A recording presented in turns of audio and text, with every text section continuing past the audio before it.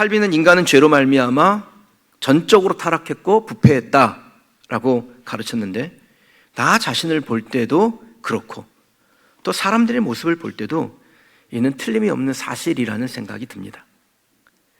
목회자들 가운데 목회 잘하다가 왜 그런데? 이런 소리를 듣는 경우도 있고요. 성도들 가운데도 마음 딱 잡고 신앙생활을 하는가 싶었는데 어떤 계기로 확 마음이 뒤틀려서 예전으로 돌아가 버리는 경우를 또 심심치 않게 보게 됩니다. 아니, 내가 알던 그 사람이 맞나? 막 이런 생각이 들 정도예요. 그럼 왜 그럴까요?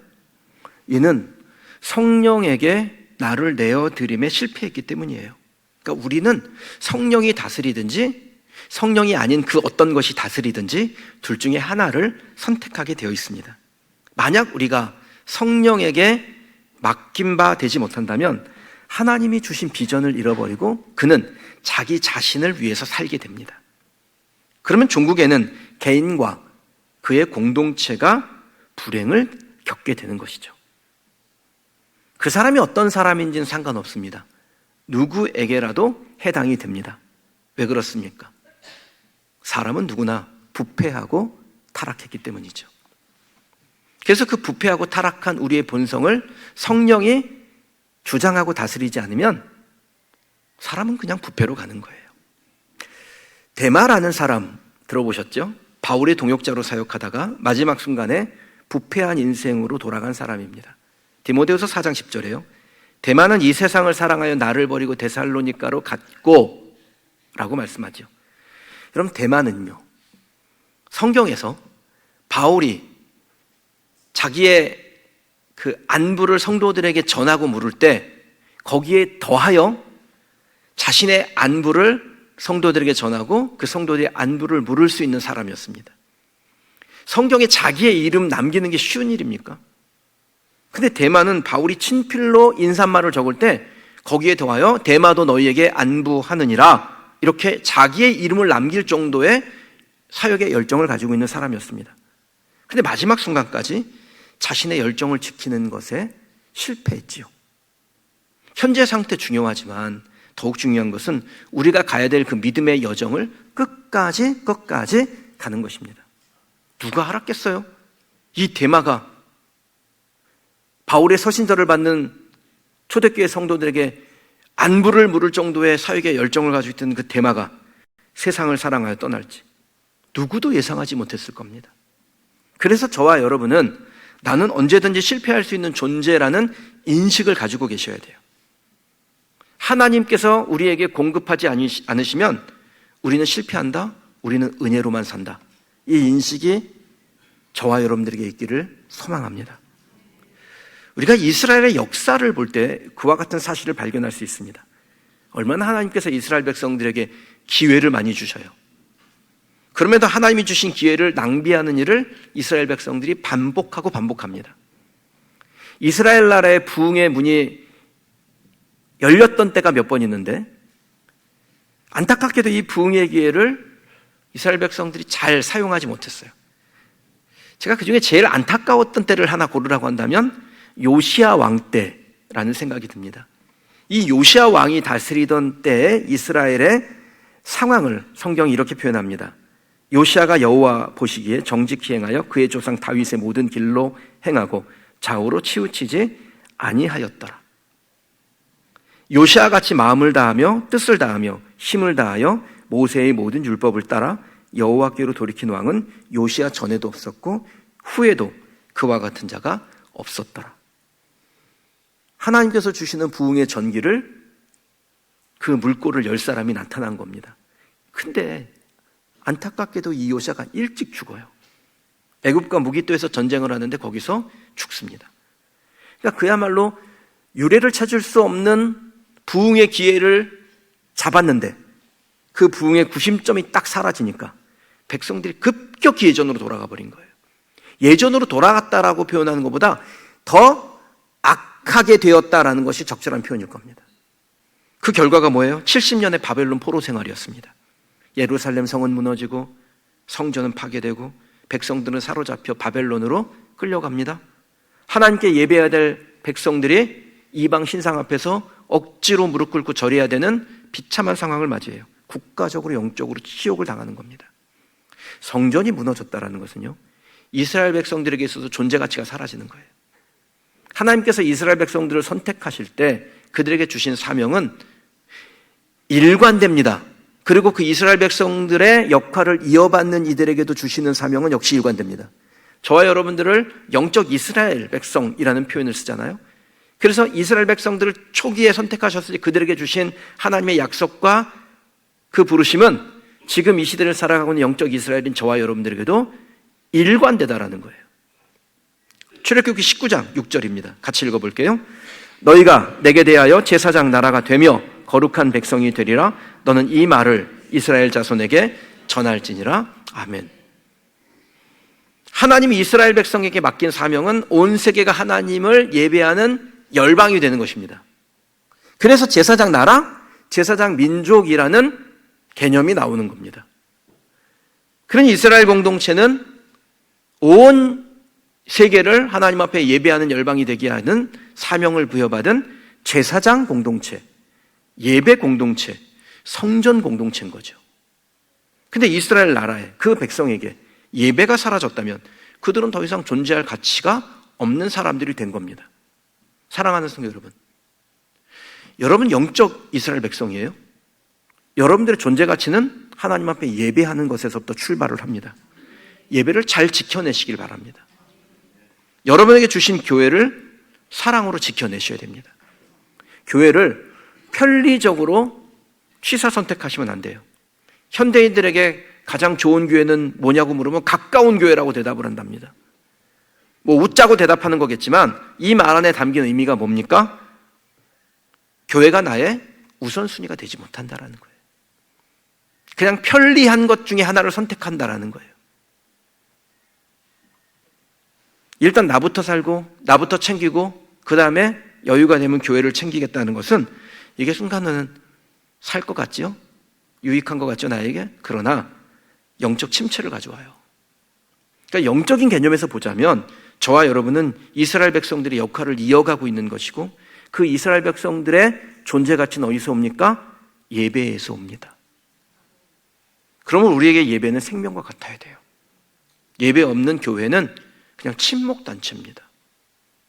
조금 성품 좋은 사람들의 친목단체인데 그렇다고 완전하지도 않잖아요. 모든 성도들이 예배를 지키고 예배를 사모하는데 생명을 걸어야 됩니다. 그래야 영과 육이 사는 기회, 부흥의 기회를 계속해서 받게 되는 것입니다.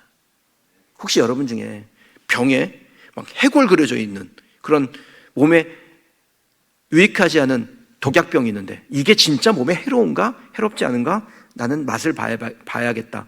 그런 분이 있나요?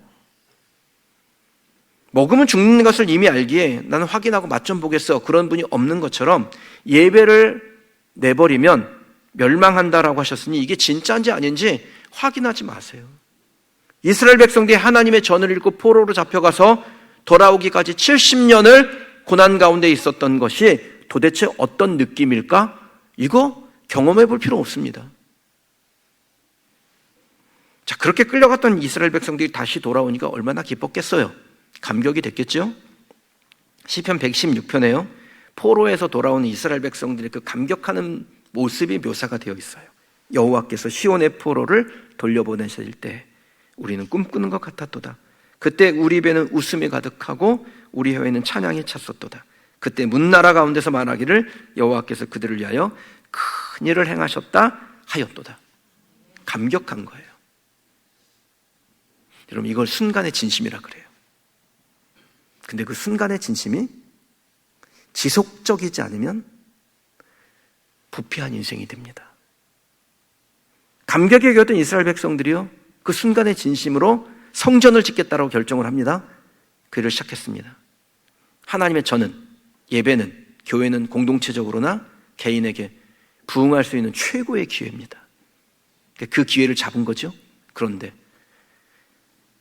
개인적으로 공동체적으로 조금 어려운 일을 만나니까요, 그 성전 짓는 것을 포기하고 16년간 그 예배당을 방치해버립니다.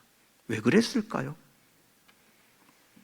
방해하는 대적들이 나타났기 때문에, 경제적인 문제가 생겼기 때문에, 여러 가지 형편과 사정 때문에 이런저런 이유를 들면서 성전 건축을 미루었어요.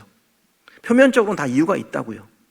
그러니까 우리가 뭔가 이건 이래서 그래 저래서 그럴 때 다 핑계가 이유가 있는 겁니다. 그런데 예배는요, 그런 이유를 극복하고 하나님께 나아가는 것입니다. 근데 안타깝게도 오늘 본문에 보면 포로 생활에서 돌아온 이스라엘 백성들에게 이 열정이 부족했어요. 순간의 진심은 있는데 그 진심을 계속해서 끌고 갈 열정이 없는 거예요. 제가 앞에서 뭐라고 했습니까? 현실에 굴복하면 하나님의 역사는 없다. 정치적인 핍박을 받고 경제적인 문제가 생기고 이것을 할 수 없는 이유 1, 2, 3, 4, 5 나열하면서 그 매서운 현실을 직면하며 백성들이 한 말은 지금은 때가 아니다. 안 하겠다는 건 아닙니다. 지금은 때가 아니다. 현실에 굴복한 거죠. 그러니 뭐가 없어요? 하나님의 역사가 없습니다. 사랑하는 여러분, 하나님의 역사가 없다를 현상 유지로 받아들이면 안 돼요. 하나님의 역사가 없다라는 것은 침체로 몰락으로 멸망으로 방향을 튼 겁니다. 하나님이 우리에게 주를 위해 살도록 열정을 부어주셨는데 현실에 너무 매여서 지금은 때가 아니라라고 한다면 열정은 식을 것이고 식은 열정에서 하나님의 역사는 없을 것이며 하나님의 역사가 없다면 침체와 몰락으로 방향을 틀게 되는 거예요. 항상 현실은 우리에게 안 된다 그래요. 그리고 실제로 불가능해 보입니다. 계산기를 딱 누르면 답이 나오잖아요. 그때 하나님이 우리에게 하시는 말씀이요, 현실 인식 잘해야 돼, 오버하지 마, 이렇게 말씀하시나요? 주님은 늘 가능하다고 하지 않습니까? 인간 중에서 처음으로 유일하게 물 위를 걸었던 사람 베드로죠. 예수님께서 갈릴리 바다를 걸어오시는 것을 보고 예수님인 줄 알았습니다. 그리고 예수님을 알아본 베드로가 예수님에게 나로 명하여 물 위로 오게 하소서 이렇게 요청합니다. 그러자 예수님께서 하신 말씀이 간단합니다. 복잡하게 설명 안 해요. 베드로야 물 위를 걸어오고 싶으냐? 그러면 물에 빠지면 안 되니까 오른발이 빠지기 전에 왼발을 딛고 왼발이 빠지기 전에 오른발을 딛고 조심해서 와야 돼. 이렇게 구질구질하게 설명을 안 하시죠.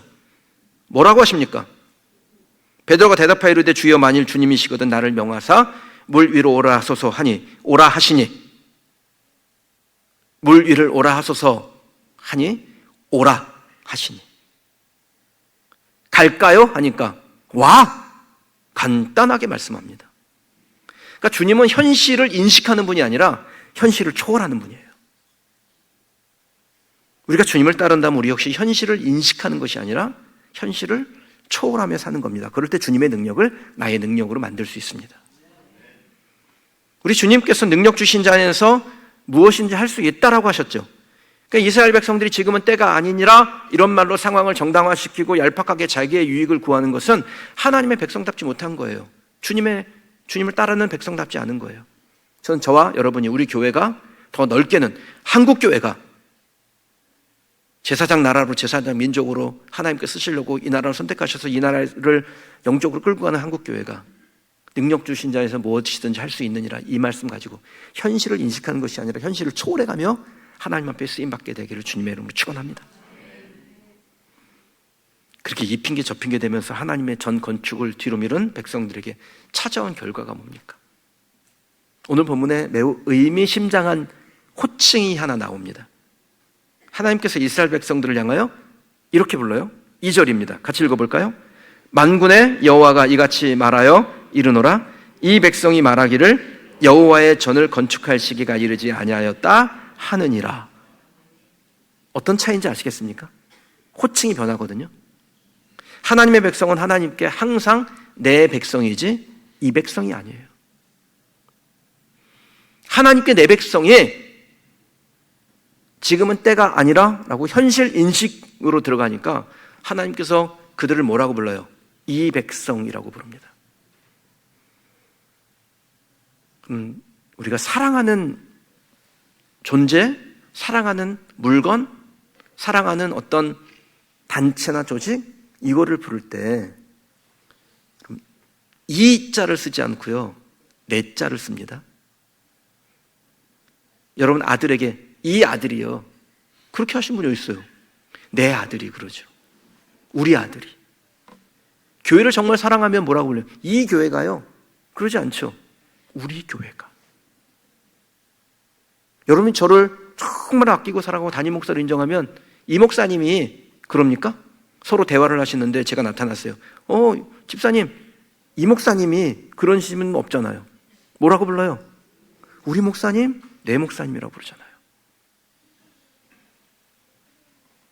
그럼 하나님께서 이 백성이라고 부르는 것은 거리감이 엄청나게 생겼다라는 거예요. 근데 원래는 뭐라고 부르셔요? 내 백성이라고 부르잖아요. 한 글자 차이인데 결과가 엄청나다라는 겁니다. 우리가 하나님께 이 백성이 되잖아요. 그럼 하나님의 보호를 받지 못합니다. 하나님이 지키시지 않으면 하나님의 백성이 되기 위해서 우리가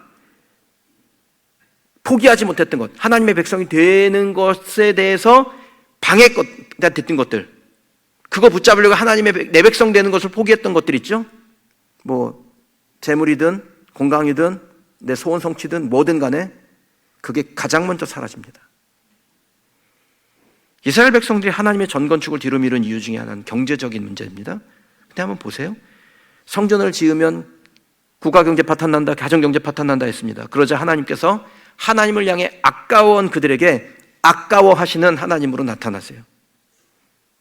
돈 때문에 못하겠다고 하니까 그들의 돈주머니에 구멍을 내버립니다. 인간의 경제 논리라는 게 뭐예요? 아끼고 모으면 남는다, 이거 아닙니까? 근데 하나님께서 인간의 경제 논리를 붕괴시켜버려요. 6절입니다. 너희가 많이 뿌릴지라도 수확이 적으며 먹을지라도 배부르지 못하며 마실지라도 흡족하지 못하며 입어도 따뜻하지 못하며 일꾼이 삭을 받아도 그것을 구멍 뚫어진 전대에 넣음이 되느니라. 이거 엄청 슬픈 일 아닙니까? 많이 뿌렸는데 적게 거두고, 많이 먹어도 배부르지 않고, 많이 벌으면 남아야 되는데 남지가 않아요. 그럼 이게 무슨 현상이에요? 경제 원리, 하나님이 만드신 원리 그대로 되는 게 붕괴되는 겁니다. 콩을 심으면 콩이 나고 그 콩을 많이 심으면 많이 나야 되는데 그렇지가 않다라는 거예요. 하나님의 백성, 내 백성에서 이탈되면 이와 같은 상황을 만납니다. 하나님의 말씀보다 다른 말 듣는 것에 귀를 기울이면 여러분 땅이 저주를 받아요. 경제가 저주를 받아요. 창세기 3장 17절에 아담에게 이르시되 내가 내 아내의 말을 듣고 내가 내게 먹지 말라는 나무의 열매를 먹었은즉 땅은 너로 말미암아 저주를 받고 너는 내 평생에 수고해야 그 소산을 먹으리라. 땅이 내게 가시덤불과 엉겅퀴를 낼 것이라.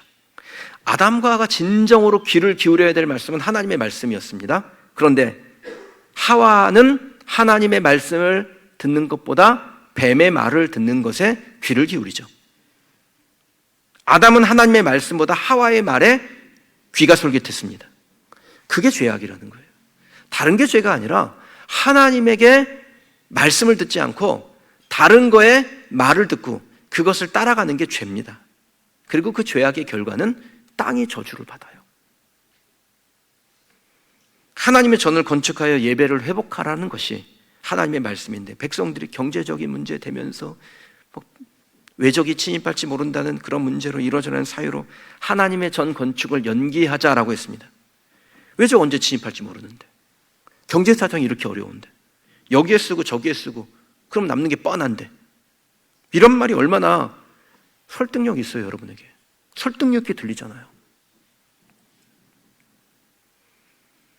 그러나 이스라엘 백성들은 현실적이고 그럴듯한 말을 듣는 것보다 하나님의 말씀에 귀를 기울여야 했습니다.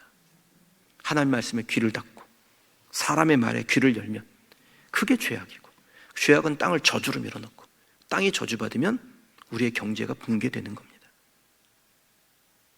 성도 여러분, 그때나 지금이나 앞으로도 이 원리는 변함이 없어요. 하나님의 말씀을 버리고 귀가 솔깃해지는 사람의 말을 들으면 하나님은 우리 경제를 흔들어서 무너뜨리십니다. 하나님보다 돈 버는 거 우선하면요, 고생 죽도록 하고 남는 게 없다고요. 신앙교육보다 학교교육에 더 열중하면 과비만 축내고 결정적일 때 미끄러져요. 하나님, 우리가 그렇게 되길 원하시겠어요? 우리 아버지가 자녀된 우리가 그렇게 되길 원하시겠어요? 아니기 때문에 7절과 같은 말씀을 하시는 거예요. 같이 읽어볼게요. 만군의 여호와가 말하노니 너희는 자기 행위를 살필지니라. 아멘. 우리 행위를 살피라 라고 말씀합니다. 이스라엘 백성들처럼 판벽한 집에 살면서 하나님의 전은 황폐한 채로 버려두는 것, 이 핑계 저 핑계 대면서 이 예배당을 회복하겠다는 열정이 없는 것, 그 행위를 살펴서 이 백성의 생활 그만하고 내 백성으로 돌아오라는 겁니다. 왜 하나님께서 우리의 행위를 살피라고 하세요? 이거 하나님의 약속이 쌍방간에 진행되기를 원하시기 때문이죠. 여러분, 사람은 잊어도 하나님은 약속을 잊지 않습니다. 천년이 2번 지났는데도 하나님은 잊지 않으신 거예요. 당신의 맺으신 약속을 지금도 기억하고 이행하기를 원하는데, 약속은 쌍방이잖아요. 그래서 우리에게 행위를 살피고 내 백성으로 돌아오라라고 하는 겁니다. 하나님은 지금도 하나님의 약속이 영적 이스라엘 백성들에게서 완전하여지기를 원합니다. 그 약속이 뭔지를 볼까요? 레위기 26장 11절에서 12절입니다. 내가 내 성막을 너희 중에 세우리니 내 마음이 너희를 싫어하지 아니할 것이며 나는 너희 중에 행하여 너희의 하나님이 되고 너희는 내 백성이 될 것이니라. 성전 왜 세우라고 하십니까? 하나님이 거할 곳이 없어서요? 이 백성이 내 백성이 될 것이기 때문에 성전을 지으라고 하시는 거예요. 이 백성이 내 백성이 될 것이기 때문에 하나님 앞에 예배를 온전하게 세우는 열정을 품으라는 겁니다. 그러면 너희는 자기 행위를 살펴서 성전을 세우면 그로 인하여 내가 기쁨을 얻을 것이고 영광을 받으리라. 하나님 우리에게도 말씀하시는 겁니다. 우리에게 자기 행위를 돌아보고 회개하고 성전을, 예배를 회복하라고 요구하고 계세요. 하나님이 우리에게 원하시는 것은 하나님을 향한 열정의 회복입니다. 하나님이 찾는 그 한 사람이 되겠다는 열정의 회복. 하나님이 내 삶의 가장 우선순위에 있다라는 믿음의 고백이 담긴 열정의 회복. 예수의 몸인 교회를 그의 지체로 더 사랑하겠다는 열정의 회복.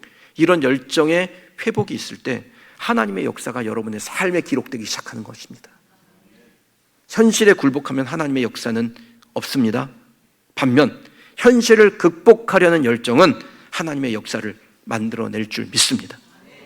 저와 여러분이 예배 중심, 교회 중심, 그 열정을 가지고 하나님 앞에 우리의 삶을 불태울 때 하나님은 우리를 위해서 사시는 열정을 불태우시리라 믿습니다. 열정을 회복한 내 백성에게 그의 삶의 썩은 고목을 뽑아내고 거기에 건강한 나무를 심어서 그 나무가 무성한 나무가 되며 그 무성한 나무의 가지가 담을 넘는 복을 하나님께서 저와 여러분 우리 교회에 주실 줄 믿습니다. 우리의 영혼이 잘 되며 우리의 범사가 잘 되는, 정말 부탁인데 이 순서 좀 어기지 마세요.